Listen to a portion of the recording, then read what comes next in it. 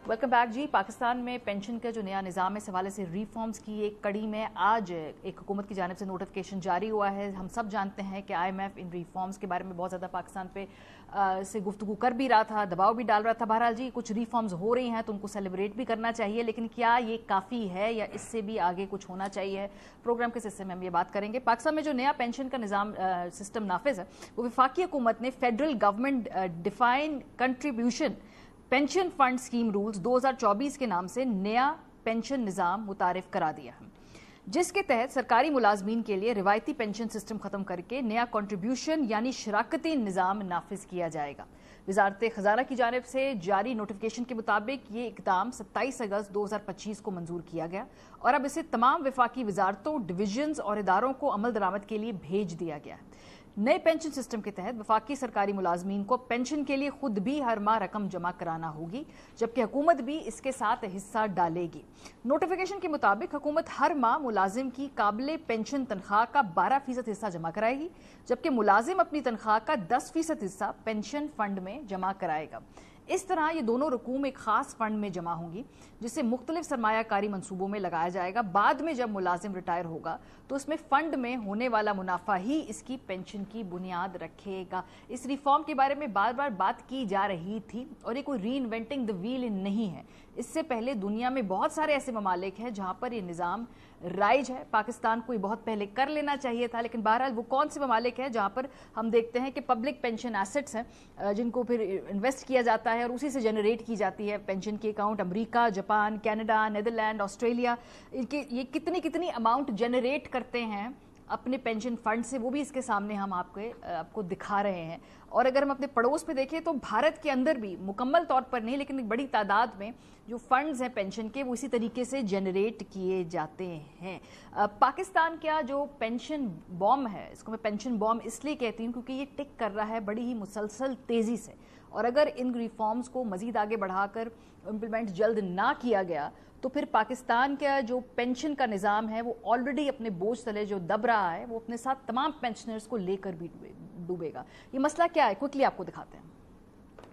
Whereas Pakistan का pension footprint is one of the smallest in the world. अभी आप compare करें, हमारा कोई 9% के करीब बजट का आ रहा है, यूएसए इज 19%, और ये बजट यूएस का जो है उनके डिफेंस एक्सपेंडिचर से ज्यादा है। लेकिन वो सस्टेनेबल इसलिए है कि वो पेंशन रेवेन्यू से नहीं हो रही है, वो पेंशन फंड से हो रही है। फिर फेडरल गवर्नमेंट ने कॉन्ट्रीब्यूटरी पेंशन का काम शुरू कर दिया है। इसमें होना ये चाहिए कि जो कॉन्ट्रीब्यूटरी पेंशन फंड है उसके अंदर फेडरल गवर्नमेंट एक बड़ा हिस्सा पैसे का रखे, ताकि वहां से फिर उसको फिर आगे इन्वेस्ट करे, और इन्वेस्ट करके वहां से उसको जो अर्निंग्स आ रही हैं उसको ऑफ द बजट ले जाए। बट इतनी जितनी रकम उसमें डालनी चाहिए उतनी डाल नहीं रही है। दुनिया में भी ऐसे होता है, आप टैक्स पेयर्स के पैसे से आप पेंशन नहीं देते। प्रोग्राम के सिलसिले में बिलाल ज़रक़ानी साहब, वज़ीर ममलिकत बराए खजाना रेलवेज, हमारे साथ मौजूद है। बहुत शुक्रिया बिलाल साहब में ज्वाइन करने के लिए। मैं जब भी कुछ रिसर्च कर रही थी और मेरे सामने जो इस हवाले से फैक्ट्स एंड फिगर्स आए हैं, अगले 10 सालों में 100 खरब रुपया पाकिस्तान का पेंशन बिल इतना एक्सपैंड कर सकता है। इसमें सोचे कितने डेवलपमेंट प्रोजेक्ट्स हैं। इसमें मैं पढ़ रही थी कि पूरी की पूरी रेलवे, चूंकि आपकी वजारत रेलवे की है तो मैं उसी की बार बार मिसाल दूंगी, पूरे रेलवे ट्रैक को पाकिस्तान के अपडेट किया जा सकता है। इतना बड़ा पाकिस्तान का ये पेंशन का बोझ है। आज के जो रिफॉर्म्स है, ज़रा इस पर पहले मुझे एक्सप्लेन कर कीजिए कि मुख्तलिफ क्या कर रहे हैं पहले से। जी, बिस्मिल्लाहिर्रहमानिर्रहीम। मारी साहब, बहुत शुक्रिया जी अपने शो में दावत देने का। और शो में तो हम अक्सर आते हैं, मगर अक्सर हम और भी पॉलिटिकल इश्यूज होते हैं, गवर्नेंस के इश्यूज भी होते हैं, मगर ये एक ऐसे इशू है जिस पे आमतौर पे आई थिंक शाम के टॉक शोज पे बात नहीं होती, but I think these are essential. ये एक अहम गुफ्तगू है जी, एग्जिस्टेंशियल एंड एसेंशियल, बोथ उन पेंशनर्स के हवाले से भी, हुकूमत की आपके माली सस्टेनेबिलिटी के हवाले से भी। तो एक तो आपका शुक्रिया जी।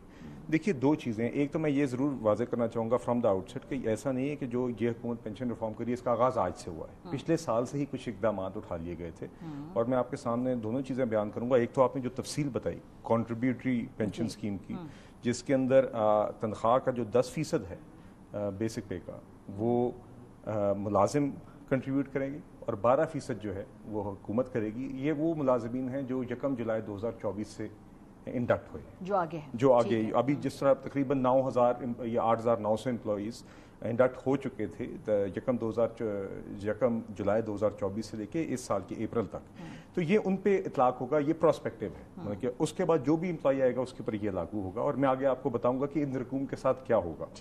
दूसरी तरफ वो हमारे सारे पेंशनर्स हैं जो कि आपके मौजूदा पेंशनर्स हैं कि इस वक्त आपके 18,63,000 आपके एम्प्लॉयज़ हैं पेंशनर्स हैं और 14 लाख आपके मौजूदा एम्प्लॉयज़ हैं जो कि 2024 से पहले के इंडक्टेड हैं, दीगर ग्रेड्स में रहे, जो जिनकी भी पेंशन आगे आनी है।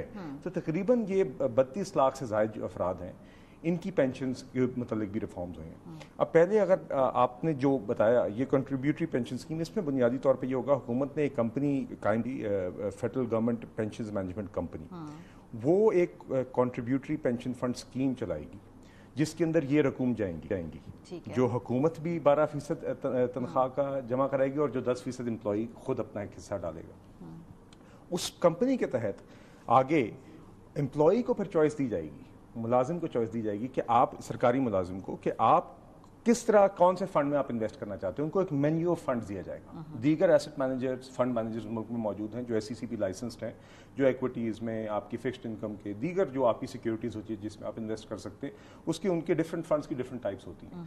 उसका एक मेन्यू उनको पेश किया जाएगा। जिस तरह कोई भी मुलाजिम अपना बैंक अकाउंट चूज़ कर सकता है कि मेरी तनख्वाह यहाँ पर डालें, वो मुलाजिम ये चूज़ कर सकेगा कि आप मेरी ये रकम जो है ये, और जो हुकूमत 12% मेरे लिए डाल रही है और जो 10% मेरी तनख्वाह से कट के डाल रहा है, ये इसमें इन्वेस्ट करें।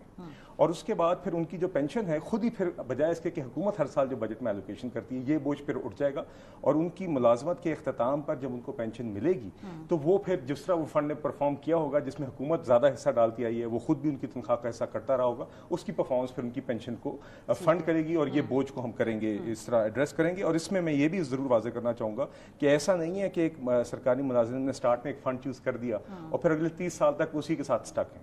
बीच में उनको मौका भी मिलेगा कि अगर वो किसी फंड से नाखुश हैं तो उसके बाद उस फंड को वो चेंज कर सकते हैं। तो इससे एम्प्लॉय को भी खुद इख्तियार होगा कि उनकी पेंशन की इन्वेस्टमेंट किस तरह हो रही है, वो उसको ट्रैक भी कर सकेंगे, हुकूमत भी हिस्सा डालेगी और हुकूमत पे बोझ भी कम होगा। अब मारिया साहिबा दूसरी साइड है जो कि हमारे मौजूदा बोझ है। इस पे मैं ज़्यादा कंसर्न हूँ क्योंकि वो जो बिल है वो जिस तरह से रेप्लिकेट हो रहा है और उसकी जो ग्रोथ है वो पाकिस्तान की अपनी जो बाकी डिपार्टमेंट्स उनकी ग्रोथ से ज़्यादा है।